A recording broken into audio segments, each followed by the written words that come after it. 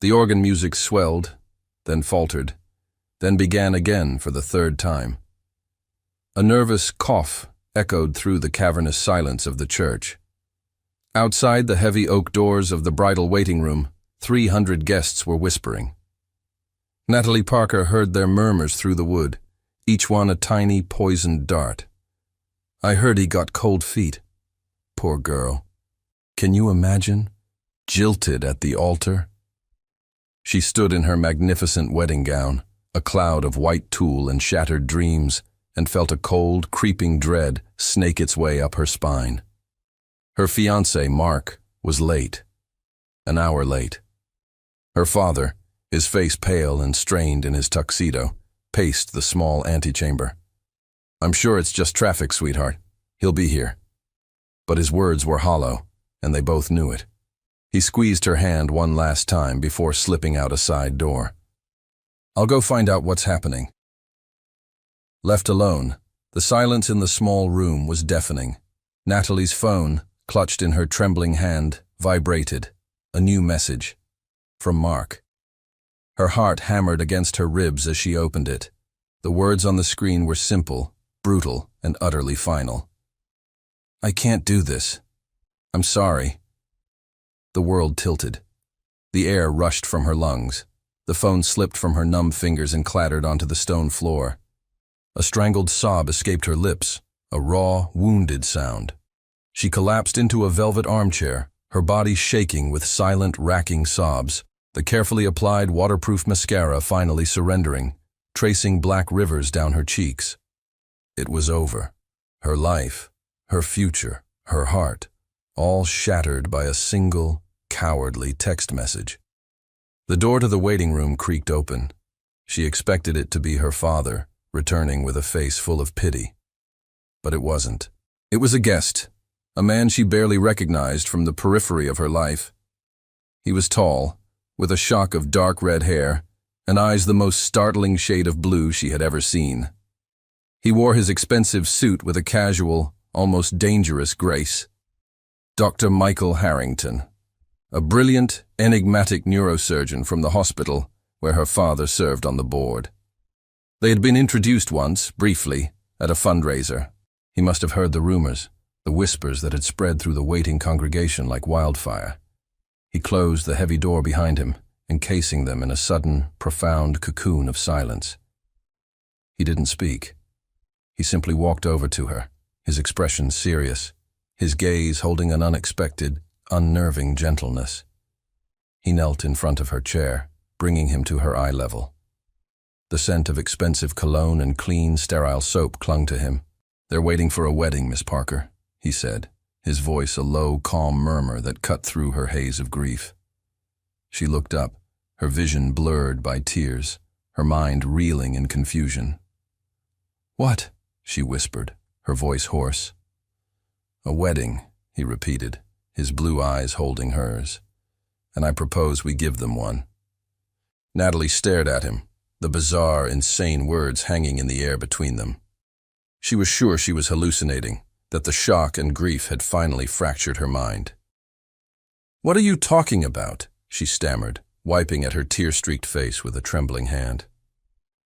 "Your fiancé is a coward," Michael continued, his voice steady and firm, devoid of pity, but filled with a strange, compelling logic. "He chose to humiliate you in the most public way imaginable. But your dignity does not have to be another casualty of his weakness today." He glanced toward the heavy oak doors, as if he could see the 300 guests waiting on the other side. "There are people out there who flew across the country to see you happy. Your family, your friends, they are waiting to celebrate you. I can be the groom they see." The sheer audacity of the proposal was breathtaking. "Why?" she whispered, the question raw and desperate. "Why would you possibly do that?" A flicker of something unreadable crossed his face, a shadow in the depths of his blue eyes. "Perhaps I need a miracle of my own today," he answered enigmatically. "Or perhaps," he added, his gaze softening almost imperceptibly, "I simply cannot abide the sight of a good heart being crushed for sport." He held out his hand. It was a surgeon's hand, strong, steady, and capable. "The choice is yours, Natalie," he said, using her first name for the first time, the sound of it in his low voice both intimate and jarring. "You can walk out that door and be remembered as the bride who was abandoned at the altar, or you can walk out as Mrs. Harrington." She looked at his outstretched hand, then at the closed doors. She imagined the whispers, the pitying looks, the triumphant smirk on the face of Mark's new girlfriend, who was undoubtedly a guest in the crowd. She thought of her father, of the shame and pain this would cause him. The humiliation was a tidal wave, threatening to drown her. Michael's offer was a lifeline, a crazy, impossible, terrifying lifeline. But it was the only one she had. In a moment of pure, unadulterated desperation, she made a choice. She chose defiance over despair. She chose to save herself. She placed her trembling hand in his. "Okay," she whispered, the single word sealing her fate. A slow, satisfied nod was his only response. He rose to his feet, gently pulling her up with him. He reached into his suit jacket and produced a crisp, white linen handkerchief. With a surprising, almost clinical tenderness, he carefully dabbed at the tear tracks on her cheeks, his touch light and impersonal, yet incredibly intimate. He leaned in close, his lips brushing against her ear, his warm breath a ghost against her skin. He whispered the 5 words that would change her life forever. "Pretend to marry me now." He then turned and pulled open the heavy oak doors. The first triumphant notes of the wedding march swelled, flooding the small room. The entire congregation, which had been murmuring in anticipation of a cancellation, fell into a stunned, collective silence. He offered her his arm, his expression once again a mask of cool, unreadable confidence. "Ready, wife?" he murmured, a dangerous glint in his blue eyes. Together, they stepped out of the shadows and into the bright, unforgiving light of the church, walking toward the altar and into the heart of the most beautiful, terrifying lie she had ever told.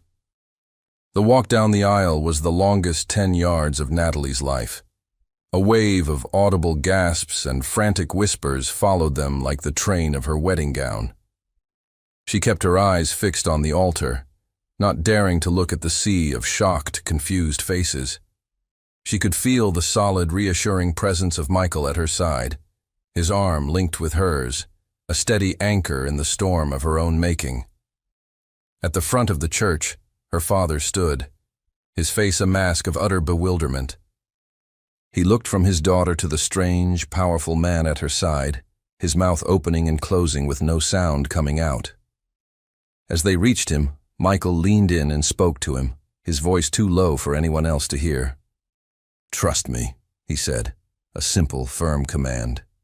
He gave a slight nod, a gesture of reassurance that seemed, impossibly, to calm her father's panic.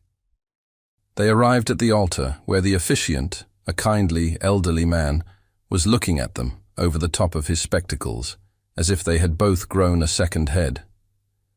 "There's been a change of plans," Michael said to him, his voice low but radiating an authority that brooked no argument. "Proceed with the ceremony." The officiant, flustered but clearly intimidated, fumbled with his book and cleared his throat. The rest of the ceremony was a surreal blur. When the time came for the vows, Natalie's mind went blank. She had spent months memorizing the promises she had written for Mark, and now they were ashes in her mouth. Michael, sensing her panic, gave her hand a slight, reassuring squeeze. He turned to her, and when he spoke, his voice was clear, steady, and filled with a shocking, breathtaking sincerity. "I, Michael," he began, his blue eyes locked on hers, "take you, Natalie, to be my wife. I promise to honor you, to protect you from all harm, and to be your safe harbor from this day forward. In the face of uncertainty, I will be your strength. In the face of sorrow, I will be your comfort. This I vow to you." It was a masterpiece of improvisation, words so perfect, so fitting for their bizarre situation. that they sounded more real than any pre-written verse. Now it was her turn. She took a shaky breath, looking into the eyes of the stranger who had just saved her. "I, Natalie," she whispered, her voice trembling but clear, "take you, Michael, to be my husband. I promise to trust in your strength, to accept your protection, and to stand by your side today and for all the days to come." The officiant, still looking utterly bewildered, finally stammered, "Then, by the power vested in me, I now pronounce you husband and wife. You may kiss the bride." The world seemed to fall away. It was just the two of them, standing at the altar, the weight of their public lie hanging between them. Michael turned to her. He reached out with both hands and gently, reverently lifted her veil, his fingers brushing against her cheeks. "Just for a moment," he whispered, his voice a husky murmur meant only for her. And then he kissed her. It was not the chaste, polite peck she had expected, a simple sealing of their performance. It was a kiss that was deep and slow and shockingly possessive. His hand came up to cup the back of her head, his fingers tangling in her hair, holding her in place as his lips moved against hers with a practiced, devastating confidence. It was a kiss that sent a jolt of pure, unadulterated electricity through her, silencing every thought in her head, every fear in her heart.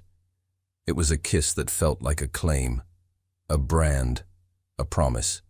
He pulled away slowly, his eyes dark with an emotion she couldn't decipher. He took her hand, his grip firm and warm. "Come on, wife," he murmured, his voice a low, possessive growl. He turned and led her back down the aisle, through the sea of stunned, silent guests. They walked out of the church and into the bright sunlight, leaving behind the chaos, the confusion, and a beautiful, terrifying mystery that had only just begun.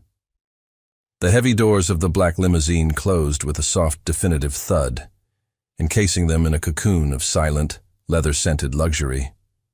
The roar of the confused crowd and the frantic clicking of cameras were instantly muted, leaving only the soft hum of the engine and the sound of their own breathing. The moment they were hidden from the world, the mask of the confident, adoring groom fell away from Michael. He leaned back against the seat, running a hand through his dark red hair, and the cool, commanding surgeon returned. He looked at her, his expression now serious, his blue eyes filled with a genuine clinical concern. "Are you all right?" he asked, his voice losing its performative warmth. The adrenaline that had carried Natalie through the surreal ceremony began to drain away, leaving a hollow, aching void in its place. The full, crushing reality of her situation, jilted at the altar, humiliated in front of everyone she knew, and now married to a powerful, enigmatic stranger, crashed down on her. She couldn't speak. She could only nod, her throat tight with unshed tears. But then her composure crumbled. It wasn't a loud, hysterical breakdown. It was a quiet, heartbreaking surrender. Silent tears began to trace paths through her flawless makeup, her body trembling with the aftershocks of the day's trauma. Michael didn't touch her. He didn't offer platitudes or empty comforts. He simply reached into his suit jacket, pulled out another crisp linen handkerchief, and placed it in her hand. He then turned his gaze to the window, giving her the dignity of space, the quiet respect of letting her grieve without an audience. She cried for what felt like an eternity, mourning the future she had lost and terrified of the one she had just entered. When her tears finally subsided, leaving her feeling empty and exhausted, he finally spoke again. "I didn't do that just for you," he admitted, his voice calm and direct. He was all business now. "I had my own reasons." She looked at him, her eyes red-rimmed and questioning. "I, too, am in need of a wife," he explained, his tone matter-of-fact. "My family, and more importantly, the board of directors at the hospital where I am vying for the position of chief of surgery, have been pressuring me to settle down. They see marriage as a sign of stability, of maturity. A sudden whirlwind romance with a woman I rescued from public humiliation. It's the perfect narrative. It's unexpected, it's romantic, and it effectively silences all their concerns and ends my mother's relentless matchmaking." He turned to face her fully, his expression serious. "I am proposing a formal arrangement. We maintain this charade for 1 year. We present a united, convincing front to the world. At the end of the year, we will have a quiet, amicable divorce, citing irreconcilable differences. Everyone moves on." It was a cold, calculated business proposal, delivered with the precision of a surgeon outlining a procedure. "And in return?" she asked, her voice hoarse. "In return," he said, "I will provide you with complete financial security for the duration of our marriage. A generous allowance, a place to live, a way to disappear from the public eye until this scandal dies down and you can start fresh. It is a mutually beneficial transaction." The offer was both an insult and a lifeline. He was offering to pay her to be his wife, but he was also offering her a way out of the nightmare. "Why me?" she asked again, the question that had been haunting her. "You could have anyone. Why choose a complete stranger in the middle of a crisis?" He was silent for a moment, his gaze analytical, as if he were solving a complex puzzle. "Because you were a variable I could not have predicted, and therefore, the most believable choice. No one would ever suspect this was planned. And," he added, his voice dropping slightly, "because for a split second, in that waiting room, before the tears came, I saw the look in your eyes. You weren't just heartbroken. You were a fighter. You looked like the bravest person I had ever seen." He leaned forward slightly. "So, do we have a deal, Mrs. Harrington?" The use of her new name was a shock, a cold splash of water that sealed the bizarre reality of her situation. She was no longer Natalie Parker, the abandoned bride. She was Mrs. Harrington, the wife of a billionaire stranger, a partner in the most important performance of her life. She took a deep breath and met his intense, waiting gaze. "We have a deal." The limousine pulled into the underground garage of a sleek, modern skyscraper that pierced the city skyline like a shard of glass. Michael's penthouse was a silent, sprawling fortress on the top floor, a world of polished concrete, minimalist furniture, and floor-to-ceiling windows that displayed the glittering city below like a conquered kingdom. Natalie was still in her wedding dress. The magnificent gown, which had felt like a symbol of hope and love just that morning, now felt like an absurd, heavy costume. She felt like a museum piece, displaced and out of time, standing in the middle of his cold, impersonal living room. "Let me show you to your room," Michael said, his voice echoing slightly in the vast, empty space. He led her down a long, white corridor to a set of double doors. "The East Wing," he explained. "Your suite is here. It has its own living area, bathroom, and study. You will have complete privacy." He paused, then added, "My own suite is in the West Wing, at the opposite end of the penthouse." The unspoken message was clear. This was a shared space, but not a shared life. He walked into the suite with her. It was beautiful, of course, decorated in muted tones of gray and cream, but it had the impersonal, untouched feel of a luxury hotel room. "We need to establish some rules," he said, turning to face her, his expression all business. "For this arrangement to work, there must be absolute clarity." He began to pace slowly, his hands in his pockets. "Rule number 1. Separate lives. In this house, we are business partners. We do not pry. We do not intrude. The East Wing is your domain. The West Wing is mine." He stopped and looked at her. "Rule number 2. A flawless public performance. In public, we are a devoted, loving couple. You will smile. You will hold my hand. You will look at me as if I am the center of your universe. Your performance must be impeccable. The success of this arrangement depends on it." He started pacing again. "And rule number 3, the most important rule of all, no questions about the past.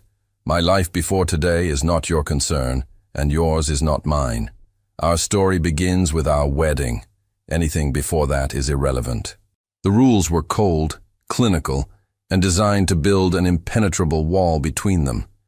He was making it clear that while she would wear his name, she would never truly be a part of his life. "Do you understand?" he asked, his voice sharp.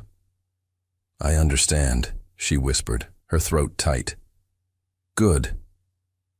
He looked at her, at the magnificent, complicated wedding dress she was still wearing. A flicker of something, annoyance, sympathy, crossed his face. "You'll need help with that," he stated, his tone practical. He walked behind her. "Turn around." She did as she was told, her back to him, her heart beginning to hammer against her ribs. She heard him take a breath, and then she felt his hands, cool and steady, at the top of her spine.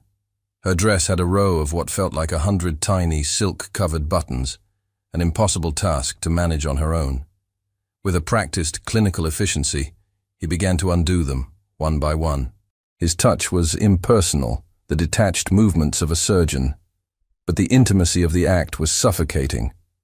His knuckles brushed against her bare skin, and a jolt of electricity, sharp and unexpected, shot through her. She flinched, a tiny, involuntary movement. His hand stilled for a fraction of a second. He said nothing. He simply continued, his movements perhaps a little faster now, a little less steady. She could feel the warmth of his body behind her, could smell the faint, clean scent of his cologne. The silence in the room was deafening, filled only by the soft pop of each button being released. When he reached the last button at the small of her back, his fingers grazed her skin one final time. The spark was undeniable, a silent acknowledgement of an attraction that had no place in their cold, calculated arrangement. He stepped back abruptly, the spell broken. "Good night, Natalie," he said, his voice a low, rough murmur. He turned and walked out of the room without another word, leaving her standing in the middle of the luxurious suite, her body still tingling from the ghost of his touch. She was terrified and intrigued, and utterly alone with the enigmatic stranger she had just married. The first true test of their arrangement came 3 days later, in the form of a formal dinner invitation delivered on thick, cream-colored cardstock. It was a summons. Michael's mother, Eleanor Harrington, demanded an audience with her son and his bride. "My mother does not approve of surprises," Michael warned her as they prepared to leave that evening. He stood in the doorway of her suite, watching as she fastened a pair of diamond earrings he had provided. "She is a formidable woman. She will be looking for any weakness, any sign that this is not what it appears to be. Do not give her one." The Harrington family estate was a sprawling old money mansion that made Michael's modern penthouse feel like a sterile laboratory. The air was thick with the scent of old wood, beeswax, and inherited power. Eleanor Harrington was exactly as formidable as Michael had described. She was a woman of severe elegance, with eyes as sharp and blue as her son's, and a smile that never quite reached them. Michael's younger sister, Chloe, was also there, a younger, more petulant version of her mother, her eyes filled with open skepticism and disdain. The dinner was a polite, brutal interrogation. "So, Natalie," Eleanor began, her voice smooth as silk, but with an underlying edge of steel. "Michael tells us so little about his life. Tell me, how did you two meet? It all seems so, sudden." Natalie's heart pounded. This was it, the first performance. She looked across the table at Michael, who gave a subtle, almost imperceptible nod of encouragement. "It was at a charity event a few months ago," Natalie began, reciting the backstory they had hastily concocted. "I was there with a friend. Michael was very charming." "Charming is not a word I typically associate with my son," Chloe chimed in, a small, cruel smile on her lips. "He's more of the brooding and emotionally unavailable type." "Chloe," Michael warned, his voice low. The questions continued, each one a carefully aimed dart. They asked about her family, her job. They had created a cover story of her being a freelance art consultant, their whirlwind romance. Natalie answered each one as best she could, feeling like a witness being cross-examined. The final, most dangerous question came from Eleanor. "Tell me, dear," she said, leaning forward slightly. "My son is a very powerful, very wealthy man. He could have any woman he wants. What is it, exactly, that made you fall in love with him so quickly?" The question was a trap. Any answer that sounded materialistic or superficial would confirm their suspicions. The silence stretched. Natalie felt Michael's gaze on her, waiting. She didn't recite a rehearsed line. Instead, she thought of the man at the altar, the man who had seen her at her lowest, most humiliated moment. She turned to Eleanor, her own gaze direct and surprisingly steady. "On the day we decided to get married," she said, her voice quiet but firm, "I was having the worst day of my life. I felt small and invisible and completely alone." She then looked at Michael, her expression softening with a genuine, unfeigned emotion. "And your son didn't see a broken, pathetic girl. He saw someone worth saving. He showed me kindness when I expected none, and he gave me strength when I had none of my own." She looked back at Eleanor. How could I not fall in love with a man like that? The room was silent. Her answer, so raw, so vulnerable, and so deeply, unexpectedly honest, had completely disarmed them. Chloe looked down at her plate, for once without a snide remark. Eleanor's mask of cool appraisal faltered, a flicker of grudging respect in her eyes. And Michael. Michael was staring at her, his expression one of utter, profound shock. He had expected a performance, a well-delivered lie. He had not expected a truth that cut right to the heart of what had happened between them. Later that night, as they stood in the silent foyer of the penthouse, he finally spoke. "You did well tonight," he said, his voice unusually soft. "I wasn't lying," she replied quietly, not looking at him.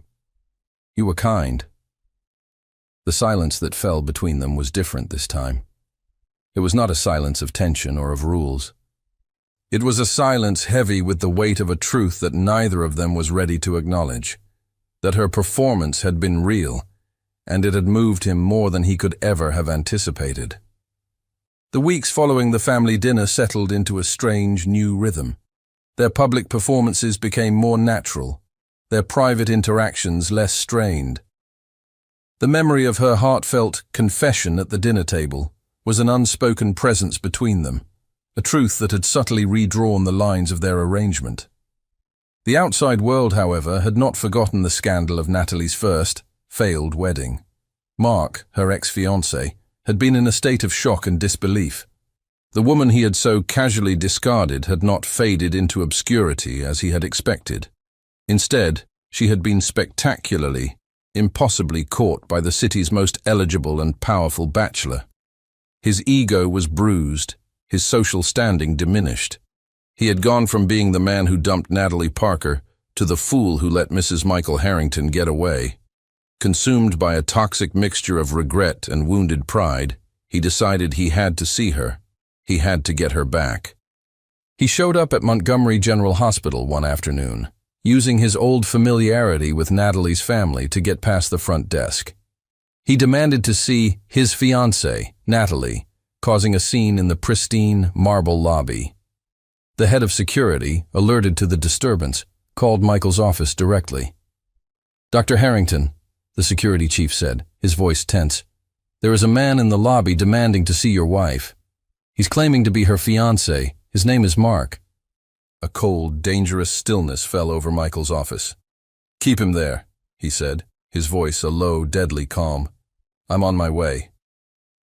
Natalie, who had been volunteering in the hospital's pediatric wing, a quiet act of charity she had insisted on, was alerted by a nurse that she had a visitor.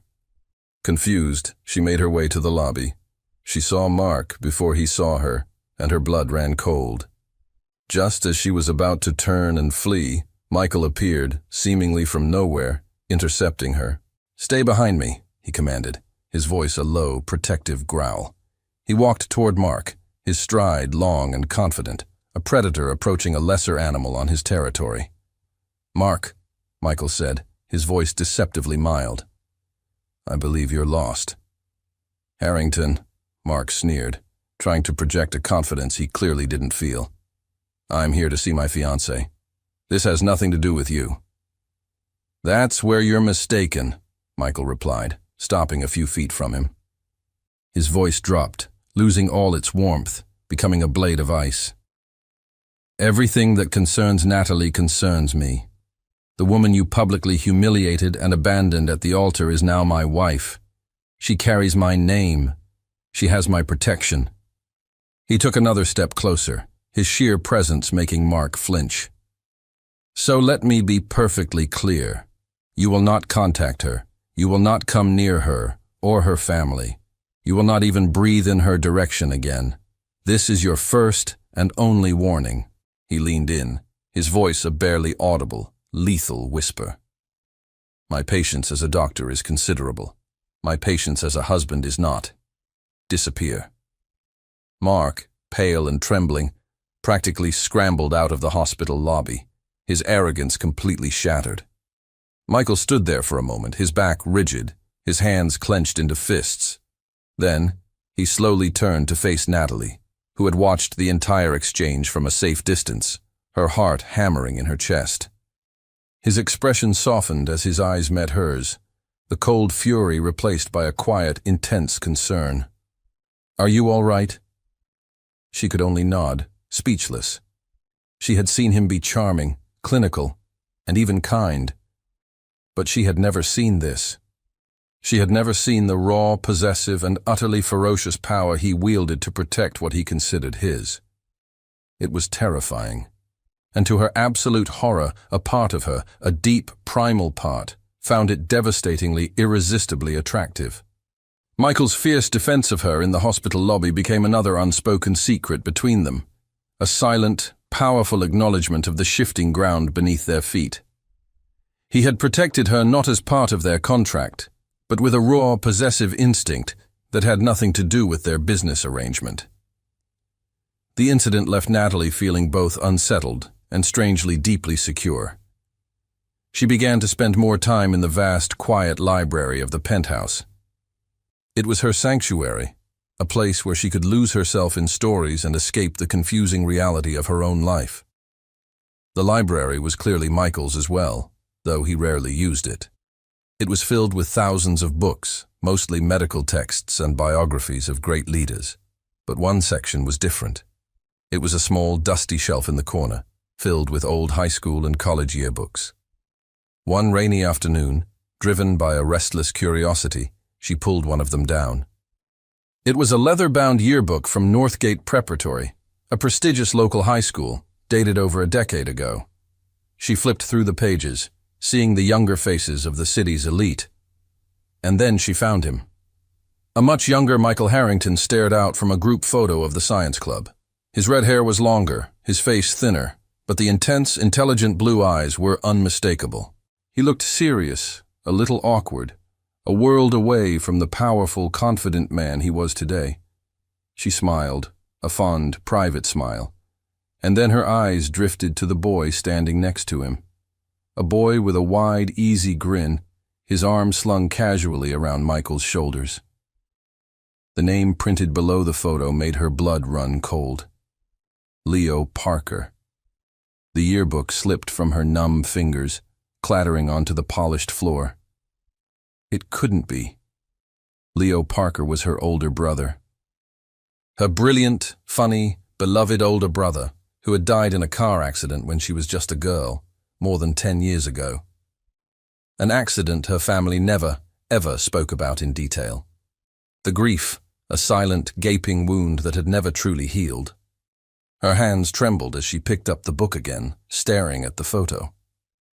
Michael and Leo, standing side by side, grinning, the very picture of teenage friendship.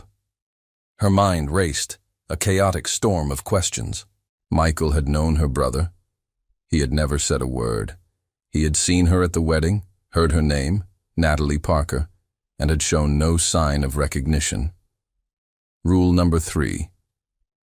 No questions about the past. Suddenly felt less like a professional boundary and more like a sinister, deliberate wall. Was it possible? Was his rescue at the wedding, His sudden, impulsive decision to marry her, a complete stranger, really just a random act? Or was it something else? She frantically flipped through the yearbook, her heart pounding. She found another photo, this one a candid shot of the debate team. Michael and Leo were there again, laughing, heads close together as if sharing a secret. And in the background, almost out of focus, was a younger girl with long blonde hair, watching them with a look of adoration. A much younger Natalie Parker, who used to tag along with her big brother everywhere. He had known who she was, the whole time. The realization hit her with the force of a physical blow. Their entire relationship, their chance encounter, their contract, all of it had been built on a foundation of lies, far deeper than she could have ever imagined.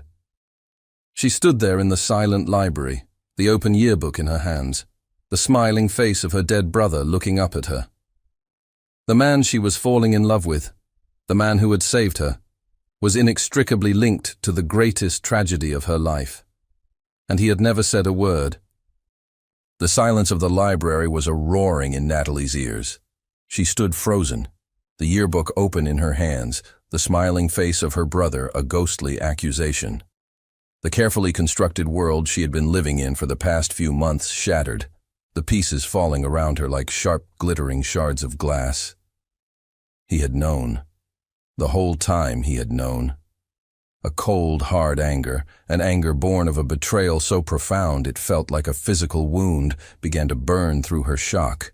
She closed the yearbook with a snap that echoed in the silent room and marched out of the library, her purpose a blade of ice in her heart. She found him in his study, reviewing a set of brain scans on a large, glowing monitor. He looked up as she entered, a flicker of surprise on his face at her abrupt entrance. She didn't say a word. She walked to his desk and slammed the yearbook down in front of him, the sound making him flinch. It was open to the page with the science club photo.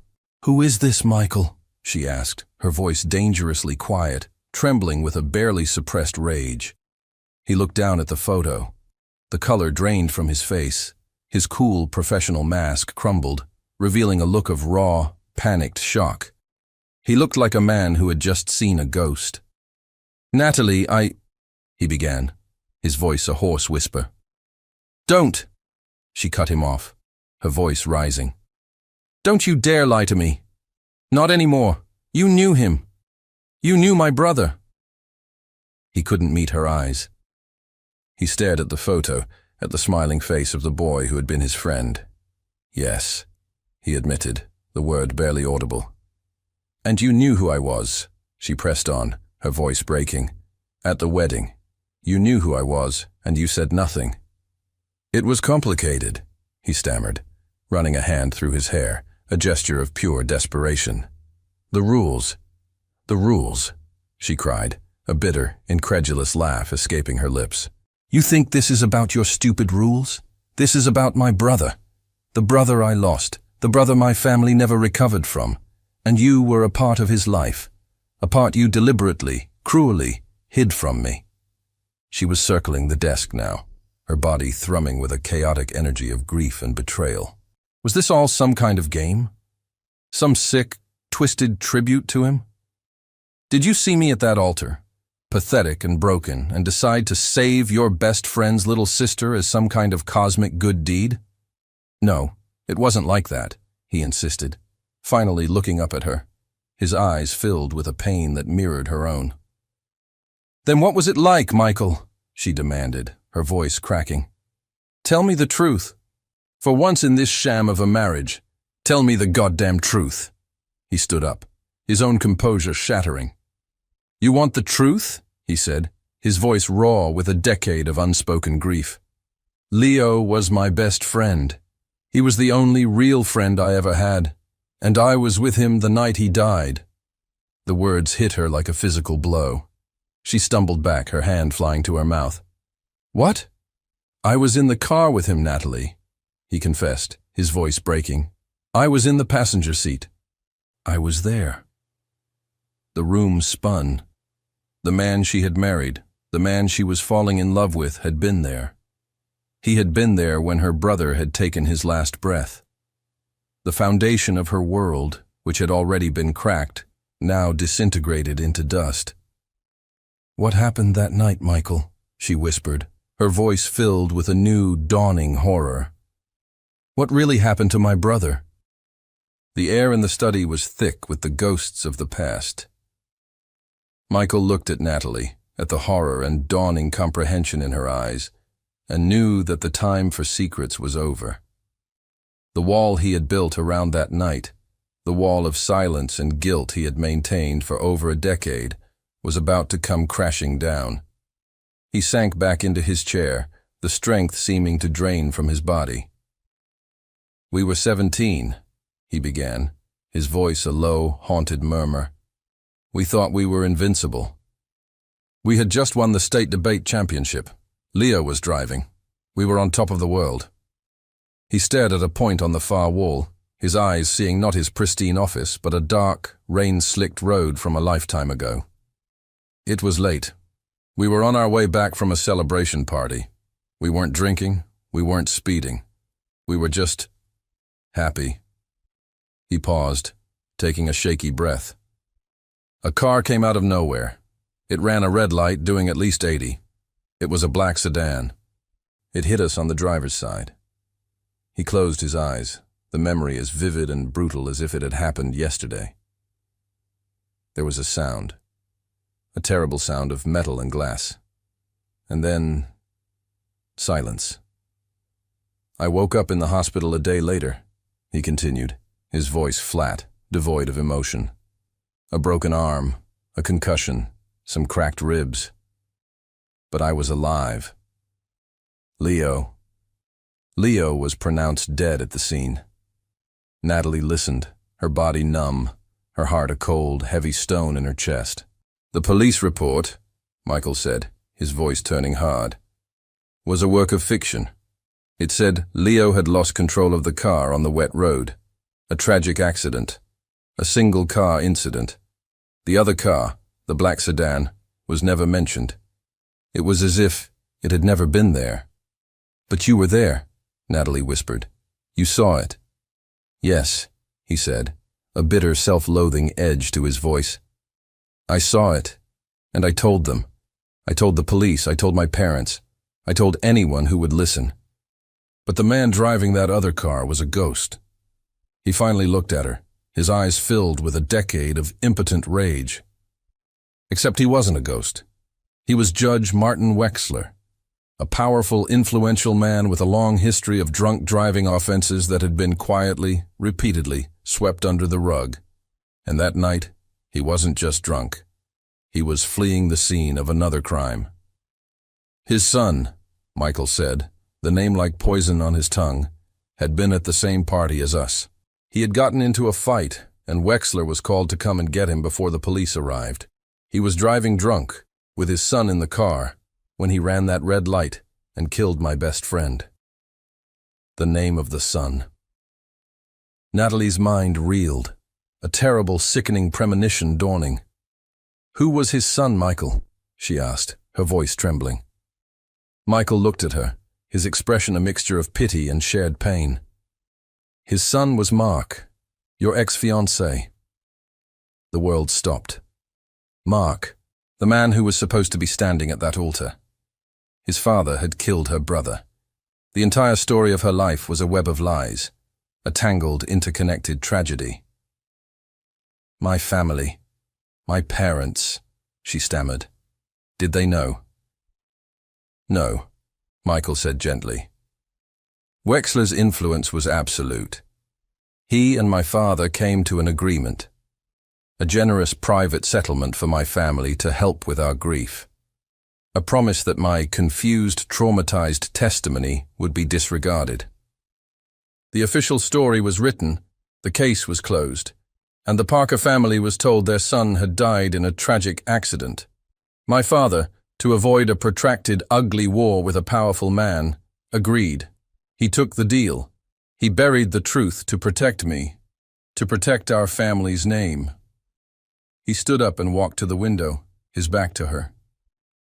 "I became a doctor because of that night," he confessed, his voice thick with emotion. to save the lives I couldn't save, to atone for a truth I was forced to bury. I have lived with that guilt, that secret, every single day for 10 years. He turned to face her, his eyes shining with unshed tears. When I saw you at that altar, so beautiful and so broken, being humiliated by the son of the man who killed your brother, I couldn't let it happen. I couldn't let that family hurt your family again. It wasn't a plan. It wasn't a strategy. It was an instinct, a debt. A promise I made to Leo a long time ago, to always look out for his little sister. She finally understood.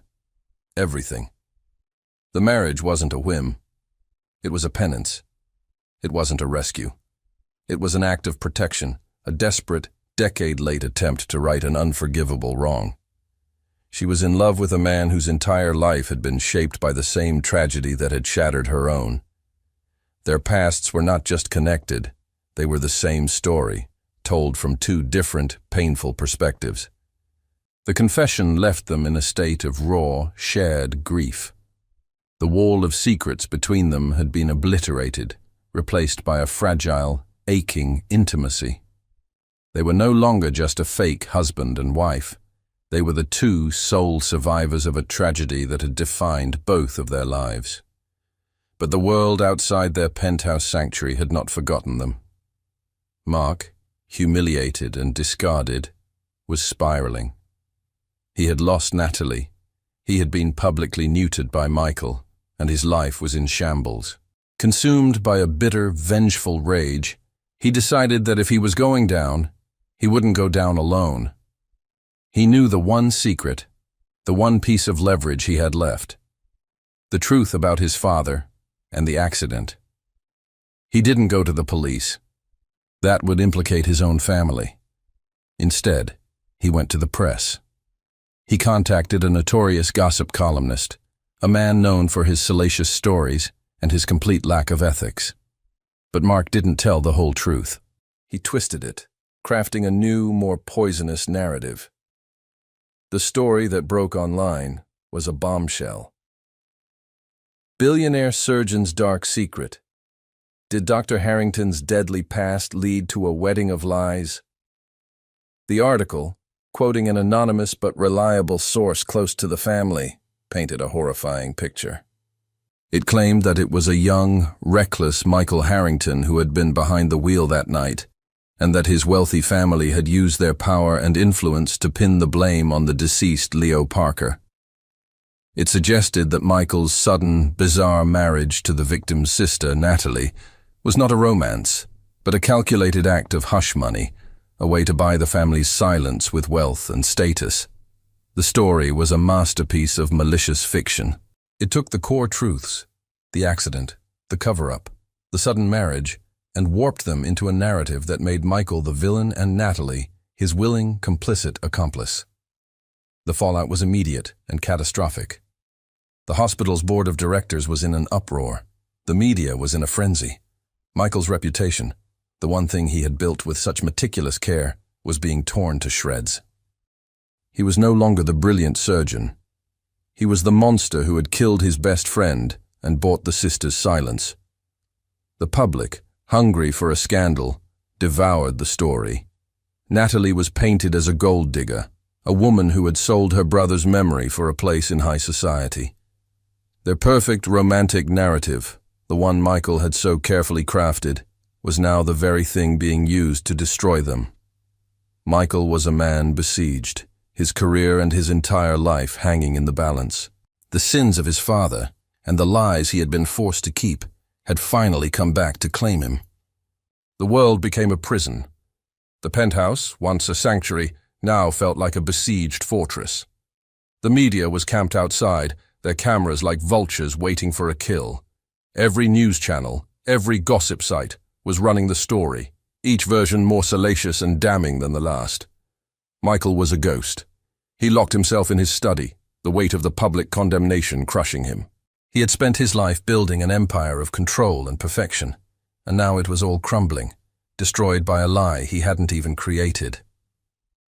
The hospital board convened an emergency ethics meeting to discuss his immediate suspension and the potential revocation of his medical license.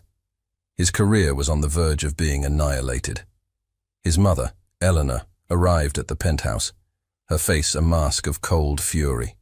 She didn't come to offer support. She came to demand damage control. "You must divorce her," she told Michael, her voice a blade of ice.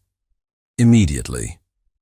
You will issue a statement saying you were deceived, that you only just learned the truth about her connection to the accident. You will paint her as an opportunist who took advantage of your generosity. It's the only way to distance yourself from this, to save your career." Natalie, who had been standing in the doorway, heard every word. Her heart shattered. Even now, his mother's only concern was the family name, the preservation of their power. "No," Michael said, his voice a low, weary growl. "I will not throw her to the wolves." "Then you are a fool," Eleanor snapped. "She will be your ruin." The board meeting was scheduled for the following day. It was to be a closed-door hearing, a trial where Michael's fate would be decided. Everyone expected him to be destroyed. The narrative was too powerful, the scandal too great. That morning, as Michael prepared to leave for the hospital, looking like a man walking to his own execution, Natalie stopped him. "I'm coming with you," she said, her voice quiet, but filled with a strength he hadn't heard since the day she had confronted him about her brother. "No, Natalie," he said, his voice full of a gentle, protective pain. "You don't need to be a part of this. I won't let them tear you apart." "You don't have a choice," she replied, her green eyes blazing with a fierce, unwavering fire. "You made a vow to be my protector. Now it's my turn to be yours." She walked into the boardroom at his side, her head held high. The room was filled with a dozen stern-faced, judgmental board members. The air was thick with condemnation. The chairman began the proceedings, his voice grave. "Dr. Harrington, we are here to discuss the serious allegations that have been made against you." "Before you begin," Natalie interrupted, her voice clear and steady, commanding the attention of the entire room. "There is something you all need to hear." They all turned to look at her, surprised by her audacity. "My name is Natalie Parker," she began. "And yes, Leo Parker was my brother." She took a deep breath, her gaze sweeping across the faces of the powerful men and women who were about to destroy the man she loved. "The story you have read is a lie," she said, "but it is wrapped around a terrible truth, a truth that has been buried for over a decade." And then, with a courage she didn't know she possessed, she told them everything. She told them about the real driver of the car that night, Judge Wexler. She told them about his son, Mark, her ex-fiancé. She told them about the cover-up, the deal her family had been forced to accept, the way the system had failed her brother. And then she told them about Michael. She told them about his guilt, his penance, his decade-long quest to honor his friend's memory. She told them how he had seen her at the altar, broken and humiliated by the son of the man who had killed her brother, and how he had stepped in, not as part of a conspiracy, but as an act of profound, desperate protection. "You have accused this man of buying my silence," she said, her voice ringing with a powerful, emotional truth. "You are wrong. He gave me back my voice. He gave my brother the justice he was denied. The man you see as a monster is the most honorable man I have ever known." She finished, her body trembling, her heart pounding. She had laid her family's deepest, most painful secrets bare to save him. She had chosen him, publicly, completely, and unconditionally. The boardroom was silent, the board members staring at her, their expressions a mixture of shock, awe, and dawning comprehension. She had not just defended him. She had rewritten the entire story. Natalie's testimony was a bombshell that obliterated the false narrative Mark had created. In the weeks that followed, the truth, now officially sanctioned by her public statement, came out. An internal investigation, spurred by the board, quietly confirmed the details of the cover-up. Judge Wexler, facing imminent disgrace, took an early retirement, and disappeared from public life. Mark and his family were ruined, their names synonymous with a scandal they could never escape. Michael's name was cleared. The board issued a public statement of their unwavering support for him, and he was unanimously voted in as the new chief of surgery. He was more powerful, more respected than ever before. He and Natalie became the city's most enigmatic and beloved couple, their story a modern-day fairy tale of tragedy, loyalty, and love. They had faced the storm together and had emerged stronger and more united than ever. Then, 3 months after the board meeting, on the 1-year anniversary of their bizarre wedding, Michael came home and placed a slim, leather-bound folder on the table. Natalie's heart skipped a beat. It was a divorce decree. "Our year is up," he said, his voice quiet, his expression unreadable. "Our agreement is fulfilled. You are free, Natalie." She stared at the papers, a cold knot of fear tightening in her stomach. After everything they had been through, after all the truths they had shared, was he still holding on to the rules of their original contract? Was he really going to let her go? "Is this what you want?" she asked, her voice trembling slightly. "It's what we agreed to," he replied, not answering her question directly. "I gave you my word that you would be free. I will not break another promise to you." He was giving her the choice, the final, most important choice. He was proving that he was not the controlling man he once was, that he would not hold her to a life she did not freely choose. She looked at the papers, at the legal jargon that would dissolve their strange, beautiful and complicated marriage. Then she looked at him, at the man who had saved her, the man she had saved in return, the man she loved more than life itself. She picked up the pen he had left on top of the folder. Her heart pounded as she signed her name on the line, the ink stark and final. The divorce was official. She pushed the papers back toward him. He looked down at her signature, and for a fraction of a second, she saw a flicker of profound, heartbreaking pain in his eyes before his mask of calm neutrality slipped back into place. "Now that our business is concluded," she said, her voice steady and clear, "I have a proposal for you, Dr. Harrington." He looked up, confused, a frown creasing his brow. She took a deep breath, her heart in her throat. She walked around the table until she was standing directly in front of him, and then she got down on one knee. "Michael Harrington," she said, her green eyes shining with a love so fierce and so certain it took his breath away. "You saved me from the worst day of my life. You gave me a family, you gave me a voice, and you gave me a love I never thought was possible. Our contract is over. So now, I'm asking for a new one." She looked up at the stunned, speechless man before her. "Marry me," she whispered, her voice full of all the love in her heart. "This time for real. This time forever." Michael stared at her, kneeling before him, his brilliant mind completely, utterly short-circuited. He had prepared for every outcome, except this one. He had steeled himself for her to sign the papers and walk away, to finally claim the freedom he had promised her. He had not, in his wildest dreams, anticipated this beautiful, breathtaking role reversal. A slow, incredulous smile spread across his face, a smile of such pure, unadulterated joy that it transformed him, making him look younger, lighter, happier than she had ever seen him. He reached down, taking her hands and gently pulling her to her feet. "Get up, you fool," he whispered, his voice thick with emotion. He pulled her into his arms, burying his face in her hair. "The answer is yes," he murmured against her skin. 1,000 times, yes. Their second wedding was the antithesis of their first. There was no grand church, no crowd of whispering strangers. Instead, they gathered on a secluded, sun-drenched beach at sunset, surrounded by a small circle of the people who truly mattered. Natalie's father, his face beaming with pride. Michael's mother, Eleanor, her eyes soft with a genuine maternal affection for the woman who had saved her son from himself. A few close friends. That was all. Natalie didn't wear a traditional wedding gown. She wore a simple, elegant sundress that danced in the gentle ocean breeze. Michael wore linen trousers and a white shirt, his feet bare in the sand.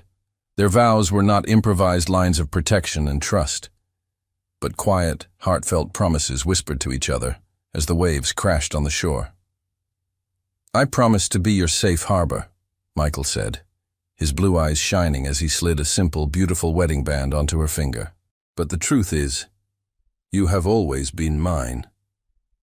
"I promise to stand by your side," Natalie replied, her own voice choked with happy tears as she placed a matching band on his finger.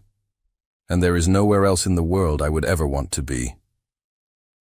As the sun dipped below the horizon, painting the sky in hues of orange and pink, the officiant pronounced them husband and wife, for the second and final time. Their kiss was not the shocking, possessive act of a stranger, but the deep, tender, and profoundly loving embrace of two people who had found their way home. Later, at the small, intimate reception held at a nearby beach house, Michael pulled her aside. "I have a wedding gift for you," he said, a familiar, mischievous glint in his eye. He handed her a leather-bound folder. Her heart skipped a beat, a flash of memory from their first terrifying contract. She opened it cautiously. Inside, it was not a legal document. It was the deed and charter for a new, fully endowed charitable foundation. "The Leo Parker Foundation," she read, her breath catching in her throat. "It's dedicated to providing legal aid and support to the families of victims of drunk driving accidents," he explained softly. "To give them the voice that your family never had." Tears streamed down her face as she looked at him. He had transformed his guilt, their shared tragedy, into something beautiful, something that would heal others. It was the final, most perfect proof that he had turned the pain of his past into a promise for their future, a future built not on secrets, but on hope. 1 year later, Natalie stood on the podium of a brightly lit auditorium, a confident, radiant smile on her face. She was no longer the timid, out-of-place girl from the wedding. She was the executive director of the Leo Parker Foundation, a respected and powerful advocate for victims' rights. Today was the inauguration of the Foundation's first major project, a state-of-the-art rehabilitation and counseling center. She spoke with an easy, passionate eloquence, her words weaving a story of hope, resilience, and the importance of fighting for justice. In the front row, her father sat beside Eleanor Harrington, the two of them a picture of quiet, familial pride. And at the side of the stage, out of the direct spotlight, stood Michael. He watched her, not as a billionaire benefactor or a powerful husband, but simply as a man in complete and utter awe of his wife. He had seen her at her most broken, and now he was witnessing her at her most powerful, a force for good, born from the ashes of their shared tragedy. After the ceremony, as they were surrounded by well-wishers, Michael came up behind her, wrapping his arms around her waist. "Leo would be so proud of you," he whispered in her ear, his voice thick with emotion. "He'd be proud of us," she corrected softly, leaning back against his chest. Later that evening, they were back in their penthouse. The grand, cold space had been transformed over the past year. It was now a home, filled with warmth, art, and the easy, comfortable clutter of a shared life. Natalie stood on the balcony, looking out at the glittering city lights. Michael came up behind her, placing a hand gently on her stomach, which was now softly, beautifully, rounded with the promise of their future. "A new legacy," he murmured, his cheek resting against her hair. She turned in his arms to face him, her green eyes shining with a love that was as deep and as vast as the night sky above them. The blonde and the redhead, the girl who was abandoned, and the man who saved her. Their story, which had started with a lie whispered in a crowded church, had become the most profound truth of their lives. "I was thinking about a name," she said, her hand covering his on her stomach. "Oh?" He smiled. "I thought we agreed on Daniel if it's a boy." We did," she said, her eyes sparkling. But if it's a girl, I was thinking of Leonora. Michael's breath caught. Leonora. A tribute to the brother who had unknowingly brought them together. He looked at his beautiful, brilliant wife, at the new life they had created, at the future stretching out before them, full of hope and healing. The circle of pain that had begun over a decade ago on a dark, rainy night had finally been closed, replaced by a new circle of love. He leaned in and kissed her, a slow, tender kiss filled with a gratitude so immense it was beyond words. "I love it," he whispered. "It's perfect."